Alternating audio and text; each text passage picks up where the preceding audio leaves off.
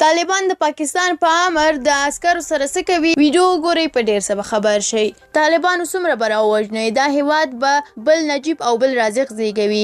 هسې یوه پوښتنه ده، په زابل کې د 25 عسکرو شهید کول او بیا یې جسدونو ته اور اچول د اسلامي شرعي نظام د نفاذ په لاره کې څه خنډ و او په وژلو یې اسلامي نظام تر کومه حده نافذ شو او له شرعي اړخه د امریکا سره د تعهد او پیمان وروسته دغه ډول نفوذي بریدونه په کوم مذهب روا دي او که بوسو لاندې اوبه بوځئ.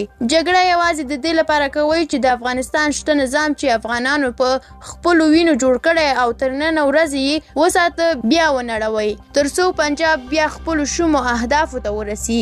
پرته د دې ستاسو جګړه د کوم هدف لپاره ده؟ که هدف مو اسلامي حکومت وي نو بسم الله الله اکبر. د افغانستان ولس حکومت او نظام ټول مسلمانان دي، ټول به یې در سره ومني. چې د کافر سره سوله کیږي نو د خپل مسلمان افغان سره ولې نشي کېدلی؟ تاسو د پنجاب غلامان به سبا حکومت جوړوئ یا نه؟ تاسو به یو نظام لرئ او که نه؟ او که بیا د پخوا په څېر هر څه به مو د پنجابي افسرانو له لورې پر مخ وړل کېږي. دغه عسکر چې ته یې په قتل خوښي کوي دا کافر نه دی، دا افغان دی. نن که د اشرف غني تر قومندې لاندې فعالیت کوي، سبا به د بل اسلامي حکومت تر لاندې د خپل هیواد دفاع کوي او بیا به هم همداسې رازق او نجیب وزیږول شي تر څو د پنجاب پر وړاندې د زمریانو په څېر ودرېږي. درنو لیدونکو مننه چې ویډیو مو تر پایه ولیدله. که ویډیو مو خوښه شوي نو حتما یې لایک کړئ.